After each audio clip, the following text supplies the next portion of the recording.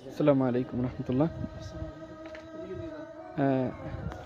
এটা হচ্ছে উহুদ যুদ্ধের পরে রাসূল সাল্লাল্লাহু আলাইহি সাল্লাম এখানে যুদ্ধ শেষে নামাজ পড়েছিলেন।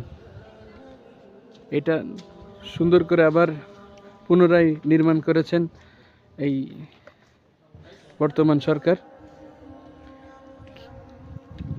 এখনো কিছুটা অংশ রয়েছে মসজিদের, আর অনেক পুরানো, এখন সুন্দর করে করা হয়েছে। আর রাসূল সাল্লাল্লাহু আলাইহি সাল্লাম যুদ্ধের পরে উহুদ পাহাড়ে এখানে আশ্রয় নিয়েছিলেন।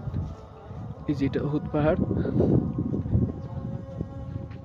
ও যে গুহা, এখানে আল্লাহ রাসূল যুদ্ধের পর এখানে আল্লাহ রাসূল আশ্রয় নিয়েছিলেন আহত অবস্থায়। এখন এই যেখানে সিমেন্ট দিয়ে ভরাট করে দিয়েছে যেন কেউ না যেতে পারে।